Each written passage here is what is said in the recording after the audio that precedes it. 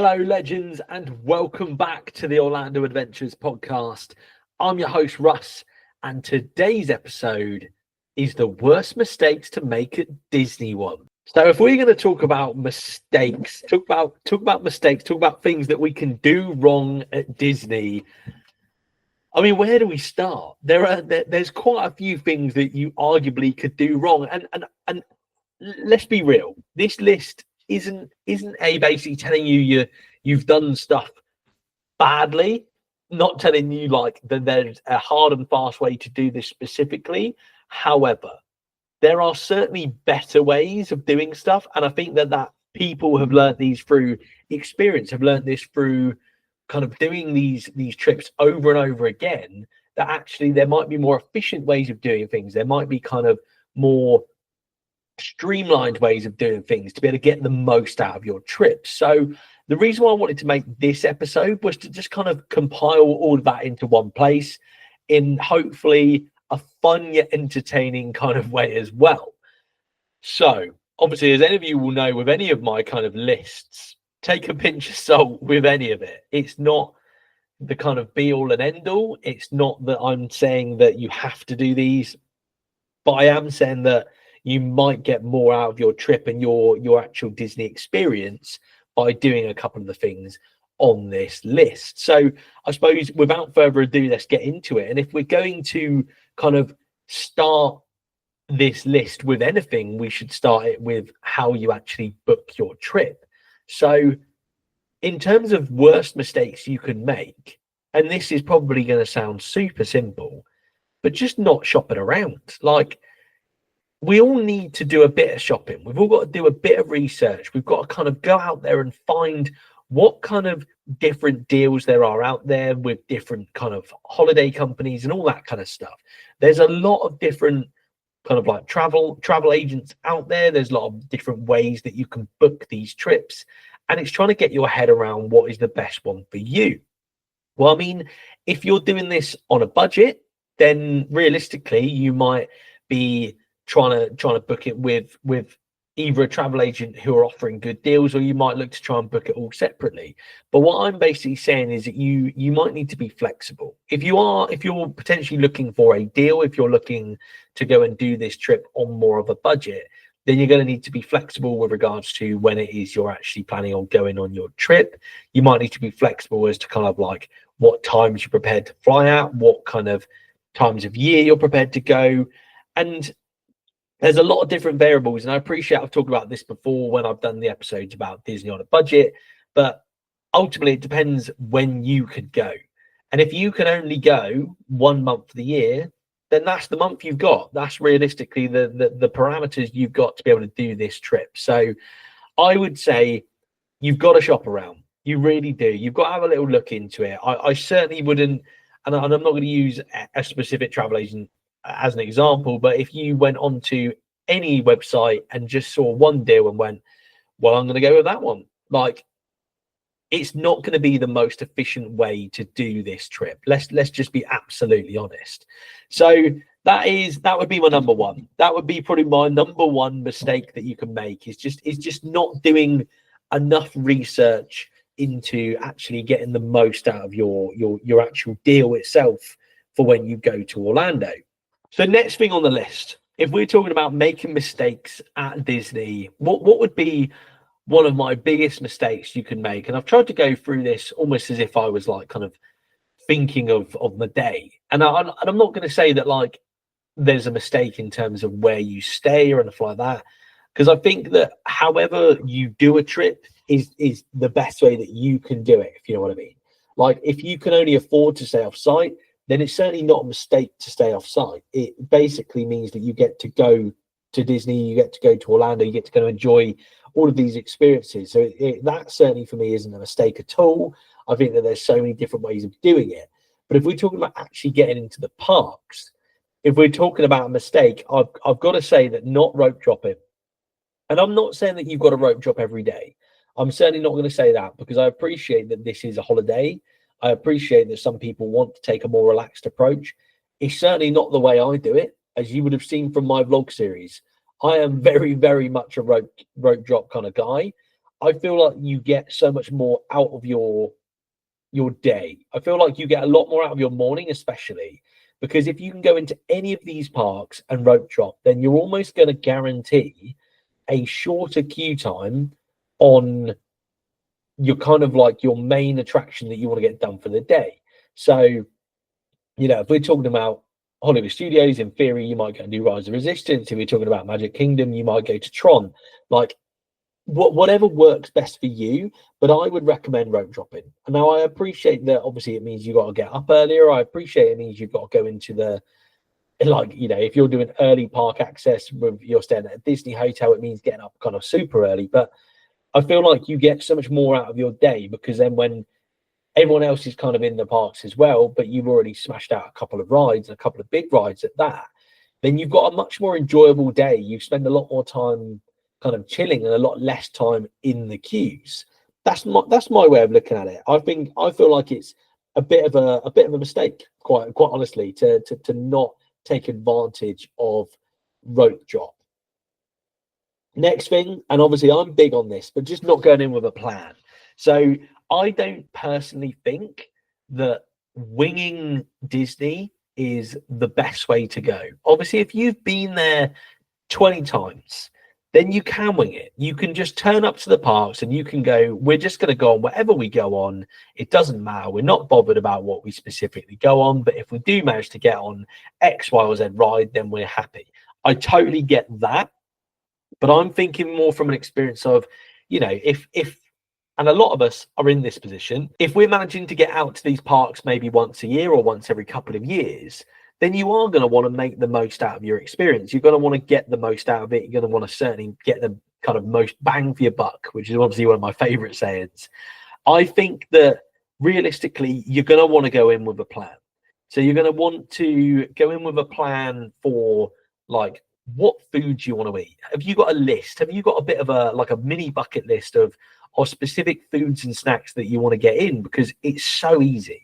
It's so easy to forget what kind of things that you wanted to eat. If you went with a little list of things, I don't know, you watch vlogs and you were like, I want to get a Night Blossom. I want to make sure I get the cheeseburger and the pepperoni pizza spring rolls. I want to make sure that I get a Dole Whip. I want to make sure that I get a Fiesta Margarita. I want to, like, your list certainly begins to become a little bit overwhelming because there's so many different things. But if a lot of these are on your kind of plans to do and they're quite an importance for you to go and get these things done, then I recommend going in with a plan. Go in with a plan of what you think that you want to do and what you want to eat, especially. And, especially with things like Instagram and YouTube and stuff like that, you might decide that you want to eat these things because you've been influenced by other people to go and do so. You want to try them. You want to try them for yourself, but you might forget. And also it's worth knowing where these things are. Like, it's all well and good saying, I want to go and get the cheeseburger spring rolls and going into Magic Kingdom. But if you don't know where the cheeseburger spring roll stand is, and then you like kind of walk around just aimlessly trying to find it and waste time, then it might not be the best way to do it.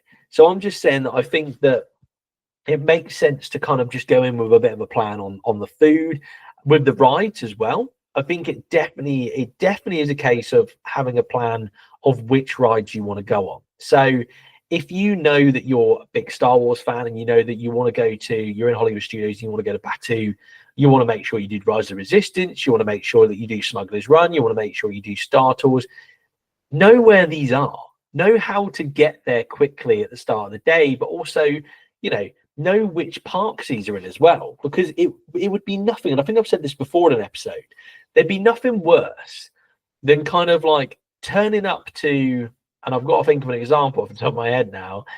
I've got into this hoping I was going to have an example, and clearly I don't know. Say that you went to Magic Kingdom and you saw like Buzz Lightyear's Space Ranger spin, and you were like, well, that's Toy Story. So, and then at that point, you're like, well, where's Slinky Dog Dash? Do you know what I mean? Like, if you were like expecting all of these things to be in the same place in every single part, you might not know.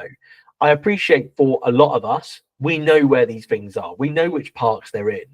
But for some people, they don't. Some people, they're not sure what is in which park and where they actually are in the parks as well. So I'd just have a bit of a plan for that. And I'd have a bit of a plan for just kind of knowing where you're going, have a bit of a knowing the lay of the land with regards to actually like how to get around the park.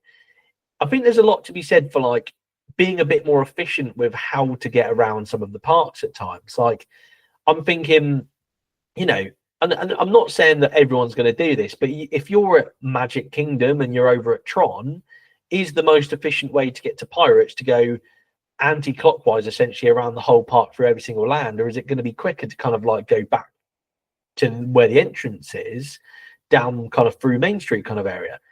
It's worth knowing where things are, and I appreciate that like we've obviously got the capabilities to be able to have the kind of park maps on our phone and stuff like that, but I think just kind of having a bit of an idea where these things are is going to save you quite a bit of time and save you potentially quite a lot of walking as well, because we all know that these days in these parks, they are a lot of steps, they're a lot of walking, they're a lot of being on your feet.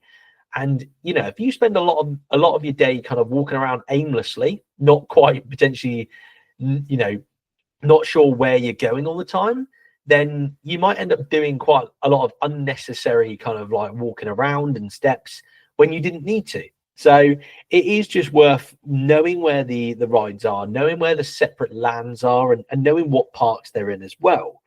Another thing that is as a potential mistake by a lot of people is the advanced dining reservations. So I know that a lot of people talk about it and they're like, it's ADR day because they're 60 days out. Some people might not know how to do this. Some people might not know that you need to have had, you know, like the app and have things set up and whatnot to be able to actually kind of make sure that you're going to get these bookings sorted and done. So if you want to get these specific restaurants, if there's any ones in particular, like if you want to go to, I don't know, Sanaa, or you want to go to Boma, or you want to go to like this, that, or the other, then you're going to want to know where they are. You're going to want to know which ones are a priority for you as well, so that you can get them booked. And worst case scenario, you cancel them. But I think just having a bit of a plan of which ones you want to do and trying to do it on that 60-day or when it's 60 days out, I think is worth doing, because it'll be super frustrating if you just kind of like didn't really think about it. Then you got to, I don't know, even 55 days and went, oh, should we try and book, you know, it doesn't even matter, Chef Mickey's, for example, on this specific day because that's the day that we want to go to Magic Kingdom or whatever. And then you go to book it and you can't get the time that you want. And then that kind of ends up having like moving your trip around and moving days around stuff. If you don't want to do that, it's worth just being a bit prepared, know which ones you want to go to. And I appreciate it feels a bit mad. It certainly does feel a bit crazy to essentially book a table for somewhere 2 months in advance, but that's Disney. That's how busy and how organized we realistically need to be for these trips, because there's a lot going on. You know, there's a lot of stuff that we need to plan for to be able to get the most out of our trips. And I think advanced dining reservations is such a big one, because there are so many different places you can go. There's so many different experiences you can have. And I think that to kind of heighten your experience in Disney, you're gonna want to do a couple of these. I'm not saying that you need to go and do one every single day. I'm not saying do a couple in one day. As I found out, we did, I'm going on a tangent here, but obviously you would have seen in our Hollywood Studios day that we actually did the Roundup Rodeo barbecue for lunch. And I did try to plan for this. So I ended up booking this for 12 o'clock. We didn't actually end up getting sat down till probably one. We had a bit of a delay, which is fine. It didn't really matter. We were just sat there chilling, but we didn't really eat till probably 1 o'clock. And then we ate an obscene amount of food. And then I'd booked a diner reservation for Sanaa that evening. I booked it for like 7:30. So I went for a fairly, like a later dinner and an earlier lunch. And we were still stuffed by the time we got to Sanaa. That like, we really enjoyed our experience at Sanaa, but I would have enjoyed it even more had I just felt a bit hungrier and felt like I could have eaten more food. But you know, that's just my experience. I would recommend, if you're going to do any of these, it's worth looking at the menu and seeing kind of like how much potentially you might end up eating to spread them out so that it's a bit more sporadic than potentially what I did on that specific day. But Next little thing on this list of worst mistakes you can make at Disney, and this is kind of the opposite to rope drop, but this is not taking advantage of the later park closing times. So, and I'm certainly not saying this. I'm not saying get to a park for early entry and then leave when the park closes, because obviously we did that for our New Year's Eve day at Epcot and it nearly wiped us. But what I'm saying is, if you do happen to have like come into the park slightly later or whatever, then take advantage of those later hours, but know when those hours are. Know what's on in the parks as well. I think it's worth knowing what time the shows are on, which fireworks shows are on, which parks they're in, which, you know, because if you want to see Happily Ever After, it's worth going onto the app, find out if it's on that day, what time it's on, what time the showings are, and at least then you can plan for it. Because again, if you just kind of are in Magic Kingdom, for example, and you're thinking, right, well, we're going to see Happily Ever After and we're going to watch it and it'll be on at 8:30, and then you go on the app and it turns out that that one isn't on that day, for example, then you're going to be really disappointed. So I think just having a plan, for what you want to do and knowing what you want to do and just kind of like having the foresight to kind of like just look it up a little bit, I think is worth doing, in my opinion. So that's kind of like the late closing times. But also I think that by going to parks in the evenings and trying to benefit from potentially lower queue times as well, I think that's a really good way of approaching a park. Because if you've been, if you've had a rest day, for example, and you've, I don't know, been at the outlets or you've done whatever else, go into a park in an evening, you might get the opportunity to do a few rides in quite quick succession because people are watching things like the fireworks and stuff like that. So again, it's just being a bit smart with your time, being a bit clever with the time that you've got in these parks to try and get the most out of them. The next thing that I've got on my list, and I wouldn't necessarily agree with this, but some would argue that one of the worst mistakes you can make is not using the transport at Disney. I've never used any of the Disney transport yet. It's going to change this year, I promise you that much. But I have never used any of it because I've had no need. And I say never used any of it. Obviously, I've gone on like the monorail, the ferry boat. But I'm talking like I've never used like the Disney buses. I haven't used the Skyliner. So there's a couple of things that I haven't used, but I haven't had the need to use it because I've always been a rental car kind of guy, and I will continue to be a rental car guy because I feel like I get more out of my experience in general.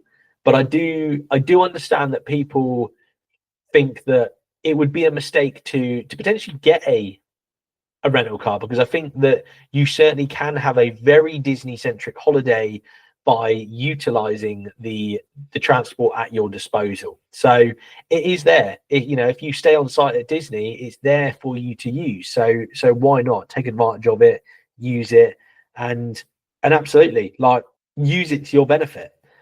The next thing I've got is just not taking it in, not taking the time to just kind of like immerse yourself and just kind of like actually relax. And it's so easy for me to say because obviously our last trip we were so flat out, we were so utterly flat out. But I think that because we hadn't been there in a year, it was very much a case of we're going to be here for a week, we want to get everything done.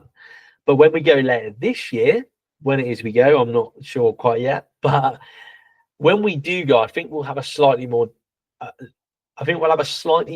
relaxed approach, because I think that we've done a lot of these rides. We've done a lot of them. Our want and need to go on the rides quite as often isn't quite as high as what it potentially has been, because we have done them. We've been fortunate enough to do them. So I think that we're going to take a lot more time to kind of chill and to just soak the park in. But just getting immersed and taking that kind of feeling in and taking that magic in. I think there's a lot to be said for just kind of like being in a park and just enjoying the park.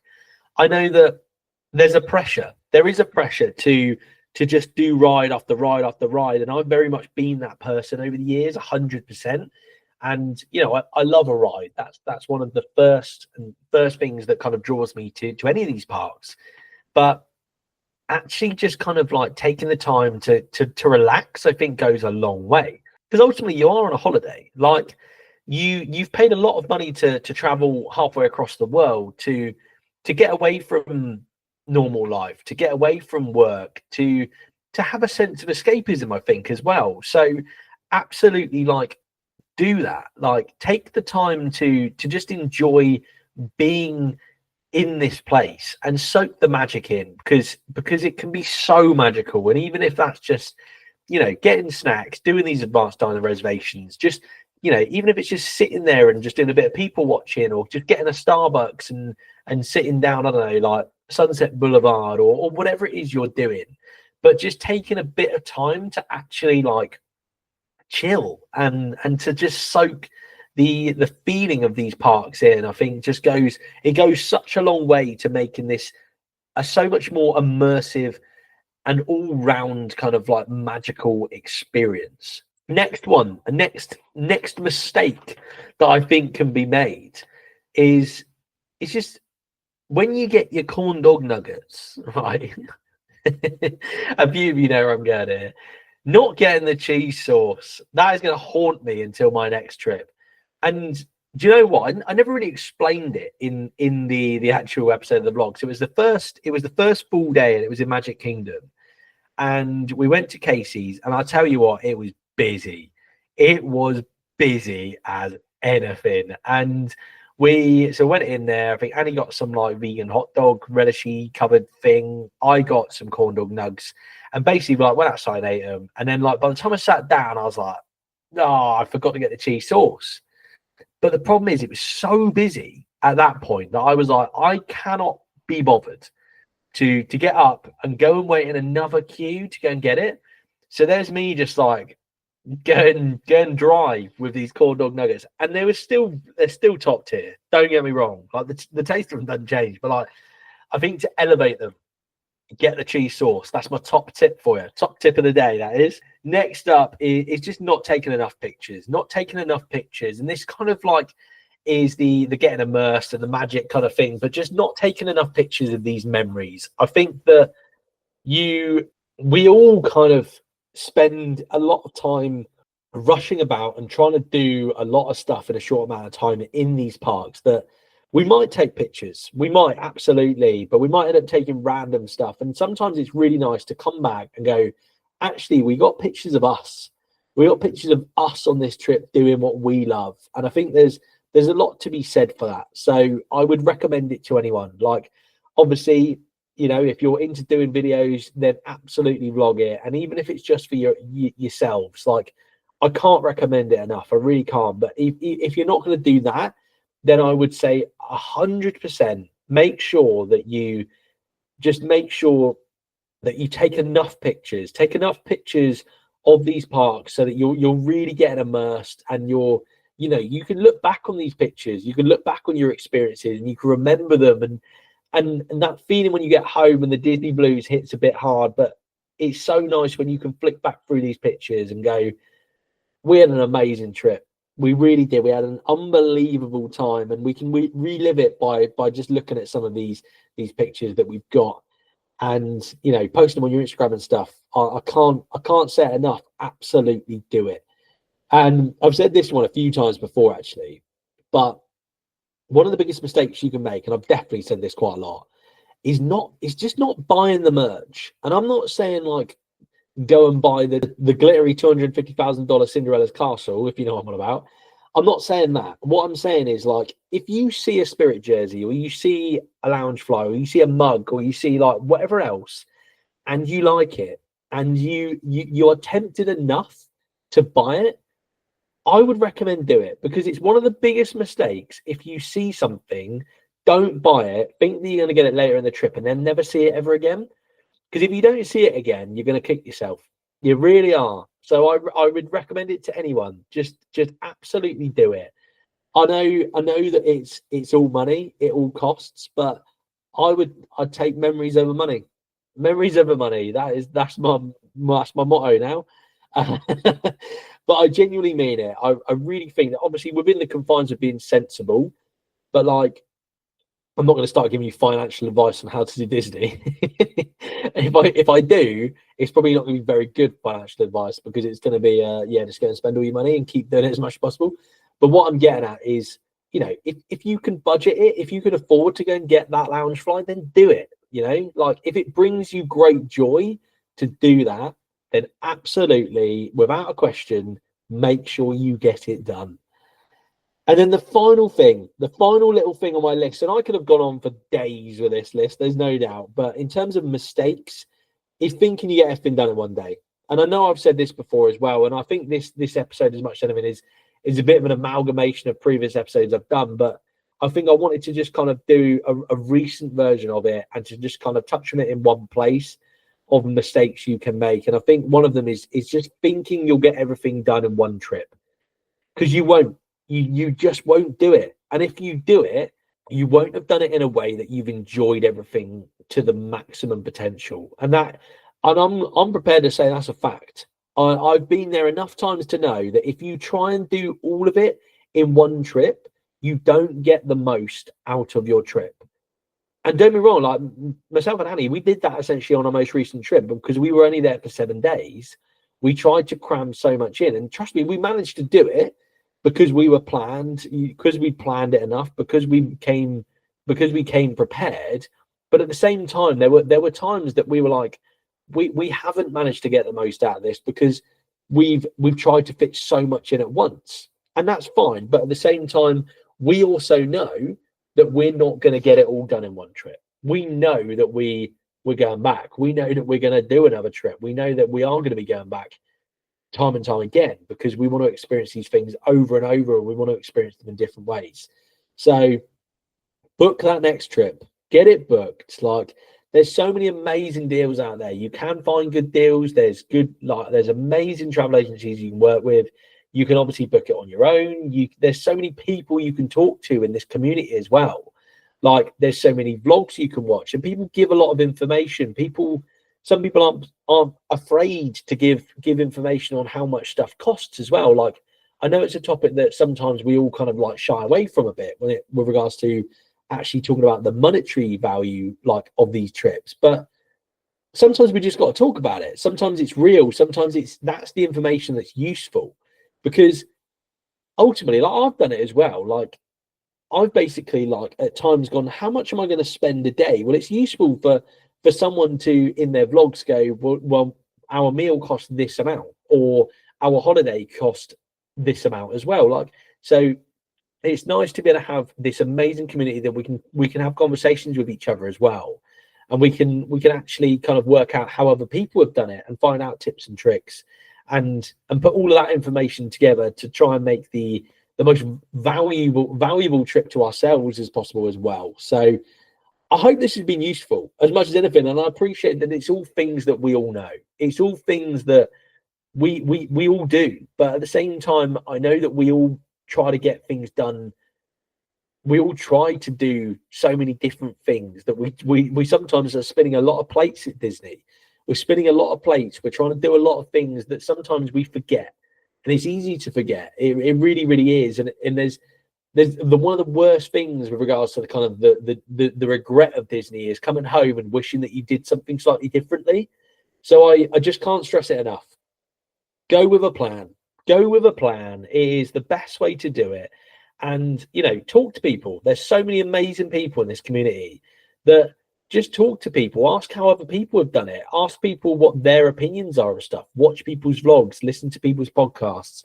Not just mine specifically. There's amazing podcasts out there who give a lot more information than I probably do at times as well. So, like I said, I hope you've all enjoyed it. I hope this has been good fun to listen to.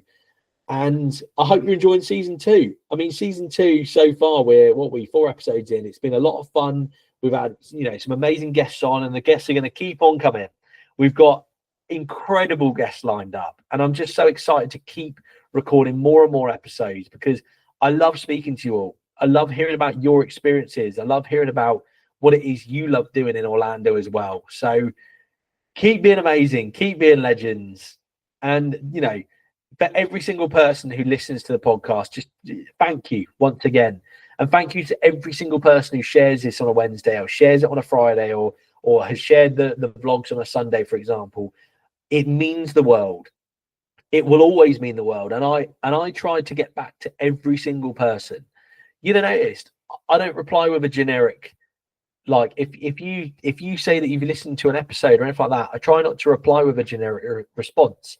I type something out every single time. I don't just repost it. I'm here because I appreciate all of you. I really, really do. So keep sharing it, keep liking it, keep thumbs up. I need the thumbs up on the YouTube to combat the haters. But anyway, thank you so much for listening, and I will speak to you all in the next one.